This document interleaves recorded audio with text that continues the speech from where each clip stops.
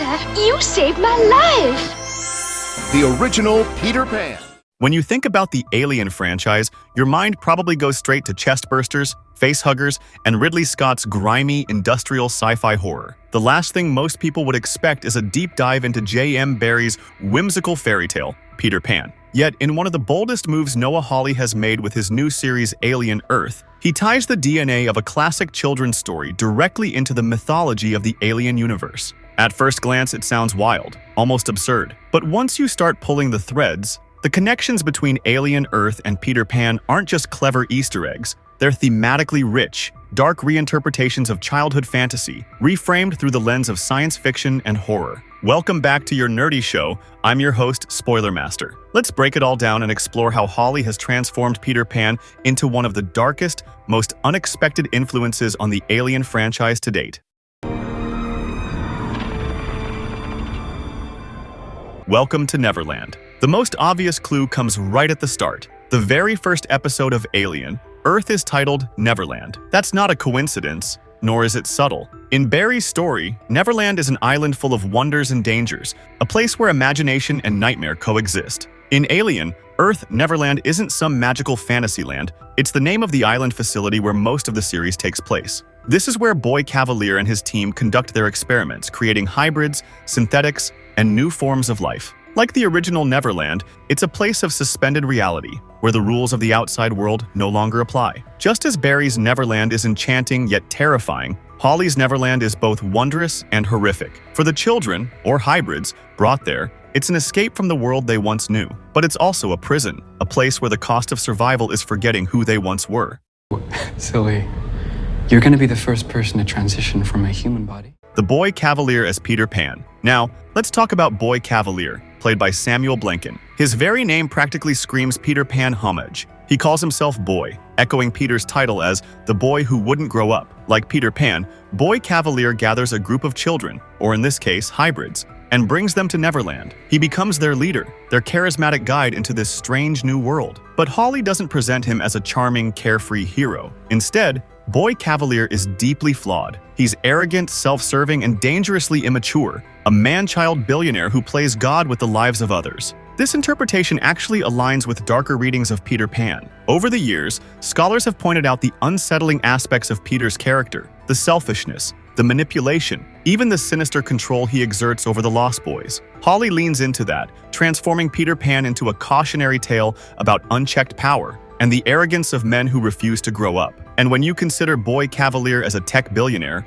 a stand-in for real-world figures who treat life itself like a playground for their experiments, the metaphor becomes even sharper. But I have a low sperm count. Sperms.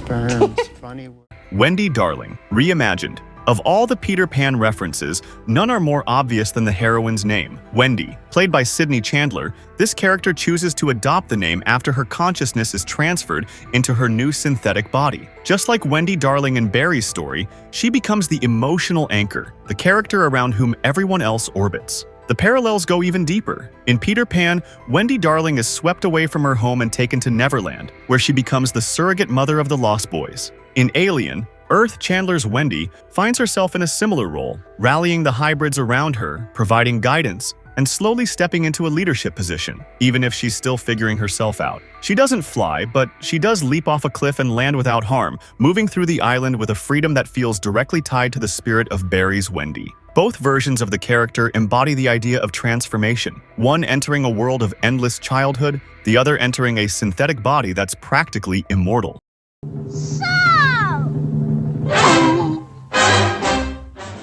The Lost Boys and Lost Girls. In Barrie's story, the Lost Boys are the children who live in Neverland, following Peter's lead after being separated from their families. In Alien Earth, the hybrids play a similar role. Created by Cavalier's experiments, they live under his influence but ultimately find themselves drawn to Wendy, who becomes their emotional center. Like the Lost Boys, they're essentially orphans. Their connection to their families has been severed. They can't go back, not in any real sense. The cost of their survival in Neverland is the loss of their past lives. And just like in Peter Pan, Wendy struggles with that bargain. She doesn't want to simply forget where she came from. She doesn't want to abandon the idea of family or responsibility, even if she now exists in a synthetic body. That tension between childhood freedom and adult responsibility sits at the heart of both stories. Will I be able to walk again?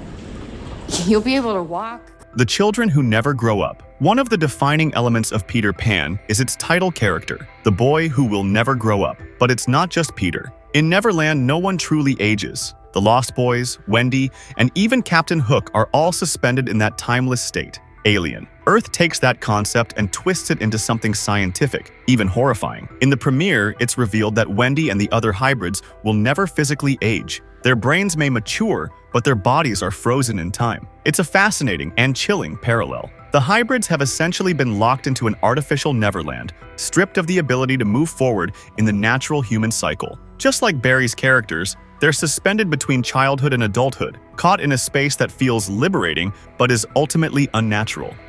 Familiar names: Smee, Slightly, Nibs, Curly, and Toodles. Hawley doesn't stop with Wendy and Boy. Many of the hybrids are given names lifted directly from Peter Pan. Among them, Smee, Slightly, Nibs, Curly, and Toodles. Each name is a deliberate nod, reinforcing the idea that these hybrids are essentially Hawley's version of the Lost Boys. And just like in the original story, they're a mix of personalities: quirky, loyal, mischievous, each contributing something to the dynamic. By giving them these names, Hawley ensures that the Peter Pan connection isn't just thematic, but textual. He wants viewers to recognize these characters as dark reflections of Barrie's original creations. Disney's stamp of approval. Here's where things get really interesting. The Alien. Earth premiere doesn't just reference Peter Pan, it actually uses clips from Disney's 1953 animated film. During the consciousness transfer sequences, when the children are moved into their synthetic bodies, footage from the Disney movie plays on the ceiling of Boy Cavalier's lab. It's a surreal, almost haunting image. These children being reborn under the shadow of an old animated classic about never growing up. This kind of brand synergy could only happen because of Disney's acquisition of 20th Century Fox. With FX now under the Disney umbrella, Hawley had the freedom to integrate footage from a beloved Disney classic directly into his sci-fi horror series. It's the kind of meta-textual layering you rarely see, and it makes the Neverland metaphor feel inescapable.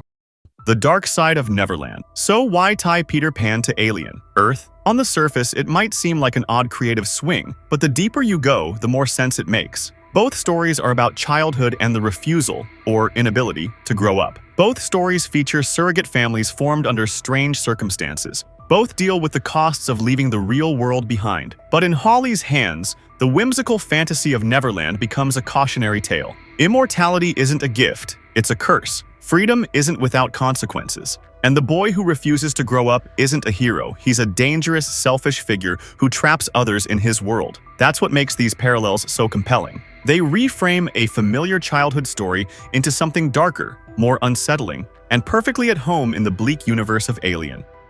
Why this works for Alien. The Alien franchise has always been about more than just monsters. It's explored motherhood, capitalism, the hubris of science, and humanity's relationship with technology. By pulling in Peter Pan, Hawley expands that tradition. He's asking us to reconsider childhood myths through the lens of horror. What if Neverland isn't a paradise, but a nightmare? What if the refusal to grow up isn't something magical, but something deeply destructive? It's a fresh way to explore themes of identity, immortality, and control, all of which fit seamlessly into the Alien universe. And it shows that the franchise, even decades later, still has new ground to explore.